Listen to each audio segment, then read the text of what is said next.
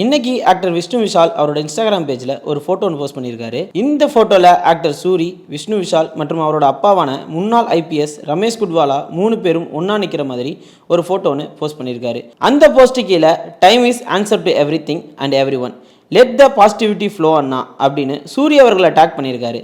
அதுக்கப்புறம் love you அப்பா அப்படின்னு அந்த போஸ்ட்டு கீழே கேப்ஷன் ஒன்று போட்டிருக்கிறாரு. சூரிய அவர்களும் அவரோட சோஷியல் மீடியாவில் நடப்பவை எல்லாம் நன்மைக்கே, நன்றி விஷ்ணு விஷால் அப்படின்னு சொல்லியிருக்கிறாரு. டைரக்டர் சுசீந்திரன் டைரக்ஷனில் 2009 வெளிவந்த படம் தான் வெண்ணிலா கபடி குழு. இந்த படத்தில் தான் சூரியும் விஷ்ணு விஷாலும் முதல் முறையாக ஒன்றா சேர்ந்து நடிச்சிருக்கிறாங்க. அதுக்கப்புறம் தொடர்ச்சியாக குலநெறி கூட்டம், ஜீவா, வேலன்னு வந்துட்டா வெள்ளக்காரன்னு தொடர்ச்சியாக 2 பேருமே நடிச்சிட்டு இருந்திருக்காங்க. முக்கியமாக வேலன்னு வந்துட்டா வெள்ளக்காரன் படத்தில் வர அந்த புஷ்பா காமெடி ஒரு ஹிட்டுன்னே சொல்லலாம்.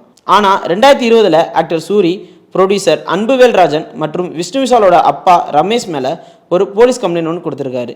சூரி எதுக்காக இந்த கம்ப்ளைண்ட் கொடுத்துருக்காருன்னா, வீரதீர சூரன் அப்படின்ற படத்தில் நடித்ததுக்காக 40 லட்சம் சம்பளம் பாக்கி தரணும், அதுக்காக நாங்கள் ஒரு லேண்டு தரோம், அதை வாங்கிக்கோங்கன்னு சொன்னாங்க. நானும் அதுக்காக எக்ஸ்ட்ராவாக 3,10,00,000 கொடுத்தேன்.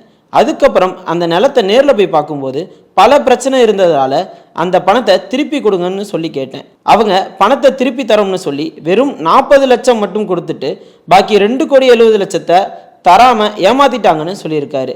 விஷ்ணு விஷாலும் அவங்க அப்பா மேலே கொடுத்த வழக்குக்கு விளக்கம் சொல்கிற மாதிரி இது ஒரு பொய்யான குற்றச்சாட்டுன்னும், சூரி 2017 விஷ்ணு விஷால் ஸ்டுடியோஸ் ப்ரொடியூஸ் பண்ணுற கவரிமான் பரம்பரை படத்தில் நடிக்கிறதுக்காக அட்வான்ஸ் வாங்கிட்டு அதை திருப்பி கொடுக்கல, உண்மை தெரியாமல் யாரும் பேசாதீங்கன்னு சொல்லியிருந்தார்.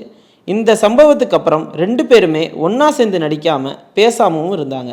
அப்படி இருந்துட்டு இருந்த நிலையில் ரீசெண்டாக விஷ்ணு விஷால் ஒரு இன்டர்வியூவில் நானும் சூரியண்ணாவும் பேசிட்டு தான் இருக்கோம், சீக்கிரமே ஒரு நல்ல செய்தி வரும்னு சொல்லியிருந்தாரு.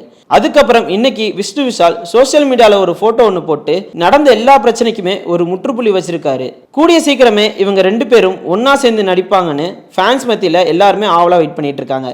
நீங்கள் எந்த அளவுக்கு வெயிட் பண்ணுறீங்கன்னு கமெண்ட்டில் சொல்லுங்கள்.